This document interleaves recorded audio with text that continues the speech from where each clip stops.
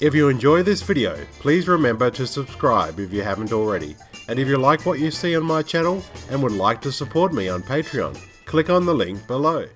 The concept of time travel, using a vehicle or a device which can travel back and forth through time, can be credited to science fiction author H.G. Wells, who popularized the concept of time travel in popular science fiction from books to movies. He would coin the term time machine. You could say Wells invented time travel.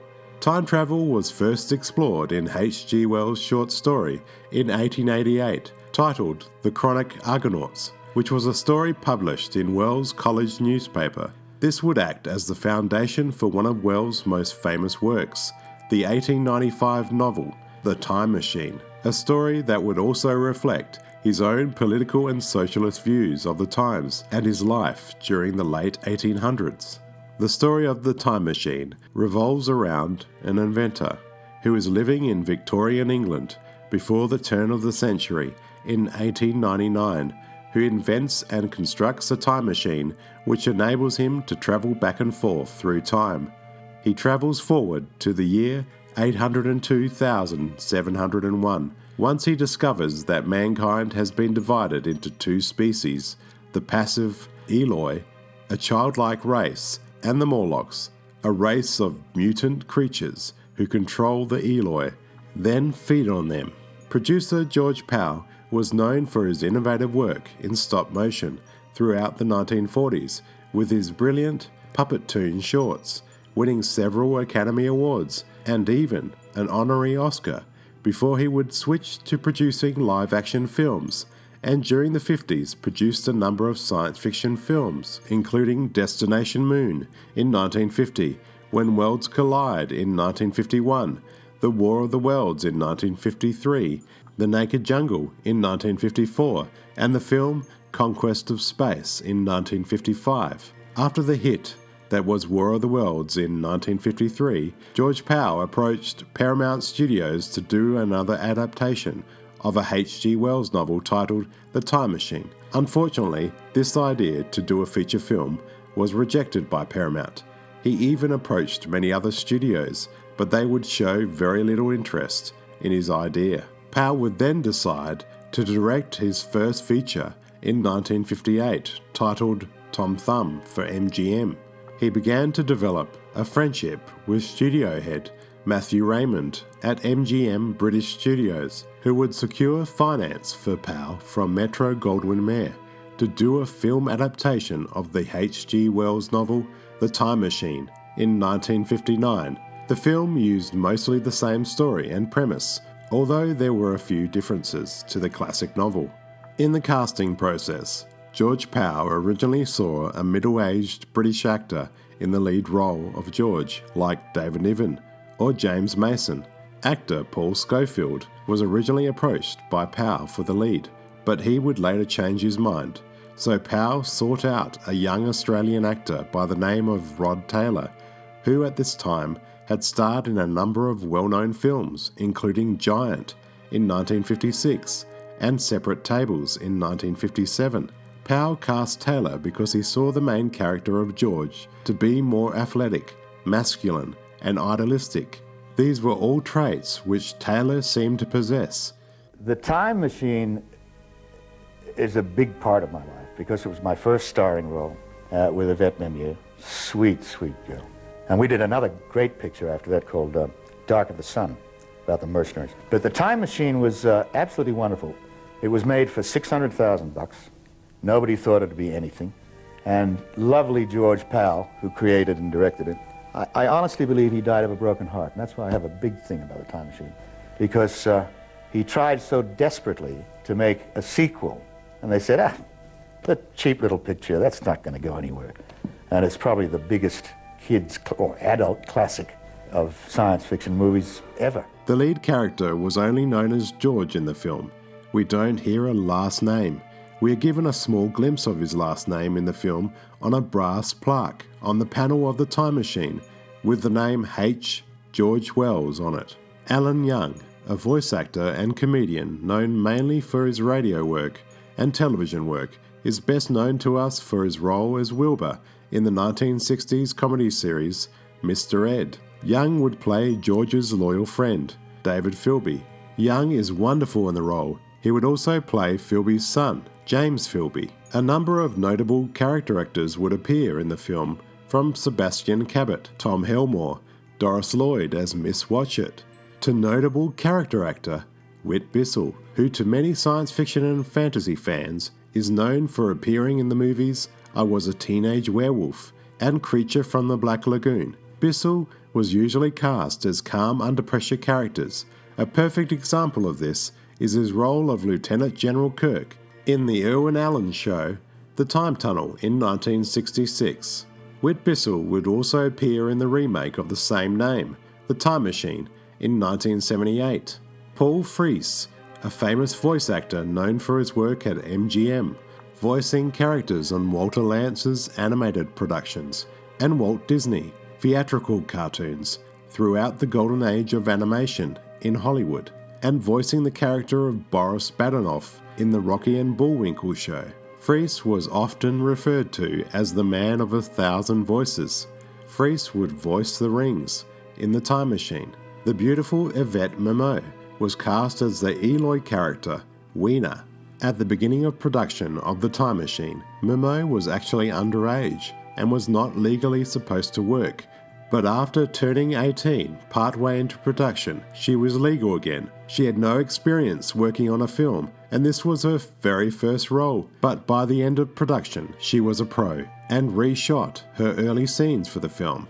Rod Taylor originally wanted actress Shirley Knight for the role of Weena. The budget of The Time Machine was just under $1 million. Originally, George Powell wanted to shoot in London, where the story was set, but unfortunately, due to budget constraints, that was not possible, so MGM's Culver City street sets in California would have to pass for a turn-of-the-century street in London. The main set where the film was shot was the Victorian-style court on one end of Lot 2 at MGM. Most of the backgrounds added were filled in with matte paintings during post-production.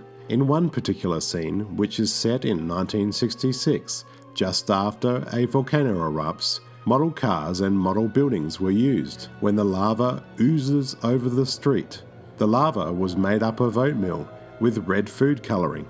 Most of the groundbreaking effects were created by Wah Chang, Gene Warren, and Tim Barr, who had collaborated with George Powell on a number of films. The scenes that really stand out in the film is the time-lapse photography scenes, where George is travelling forward in time, observing the small changes taking place. These clever sequences earned the film an Academy Award for Best Visual Effects. The iconic Time Machine was designed by MGM art director William Ferrari. This prop has been used in countless films, documentaries, and TV shows. The Time Machine made an appearance in the Joe Dante film Gremlins in 1984 in the Inventors Convention scene. For this scene, the original Time Machine prop was rebuilt and had many pieces missing, including the chair, the panel, and the crystal lever. What happened to these prop pieces, which were removed during the Time Machine's production, is unknown. The original Time Machine would actually be sold at the MGM Studio auction in 1971, the same auction that originally sold the ruby slippers from The Wizard of Oz. 5 years later, the prop was found in a second-hand store in Orange County, California. Film historian Bob Burns bought the prop for just $1,000, using blueprints that his friend George Powell had given him years earlier. Burns and a crew of his friends would restore it. The restoration crew included Star Trek Original Series writer D.C. Fontana and Michael Miner, the art director on Star Trek II: The Wrath of Khan. The Time Machine prop was also seen in a documentary hosted by Michael J. Fox during his promotion of Back to the Future in 1985, titled Time Machine: The Journey Back. It appeared in one scene, which was written by the Time Machine screenwriter David Duncan, with actors Rod Taylor, Alan Young, and Whit Bissell reprising their roles from the 1960 film.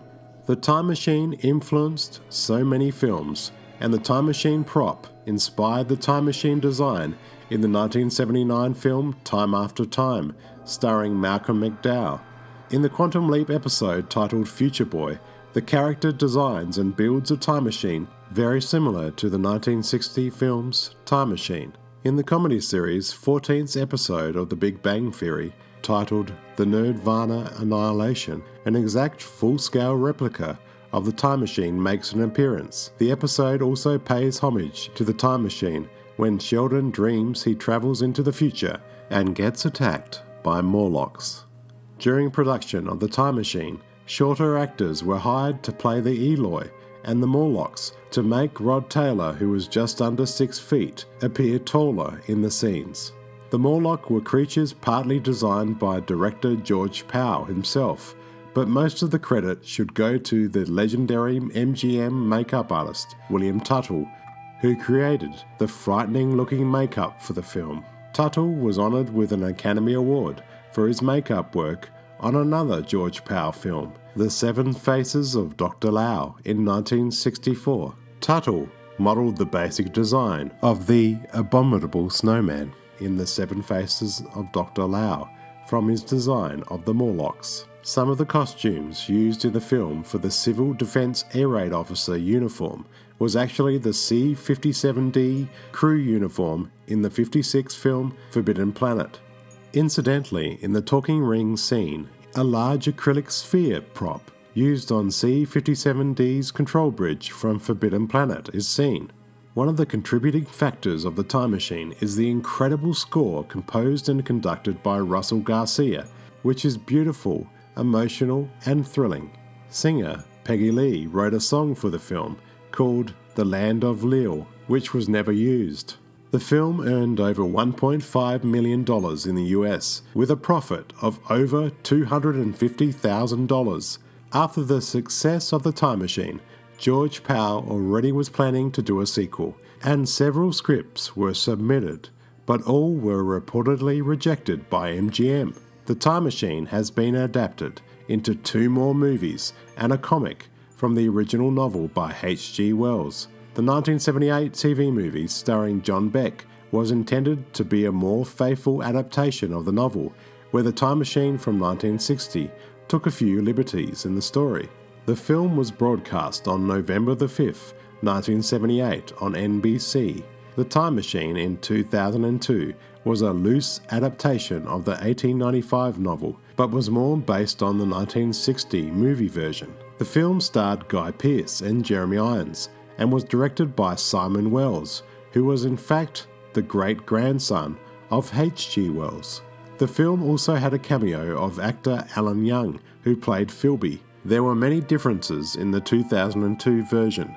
The main inventor's name is not George, it's Alexander. The film is set in New York, not London, and Alexander's main motive to create a time machine and travel back in time is to stop his girlfriend from dying. There is also a new scenario about civilization being destroyed by man, and there are new characters added, including a holographic projection played by Orlando Jones, and a leader of the Morlocks played by Jeremy Irons, who has psychic abilities, and the Morlocks are more threatening and fierce. The creature and makeup effects for the Morlocks were created by the late great Stan Winston. The remake special effects are vastly superior than the original version, but the heart of the 1960 film, for me, is missing from the remake. I did, however, enjoy the film. The Time Machine is a beloved classic. Rod Taylor is fantastic in the lead role, and Alan Young is also great in the role of George's caring best friend, David Philby. The film is more than just a thrilling kids' adventure film. As far as science fiction films go, this one is one of the best. My name's Jonathan. Thanks for watching.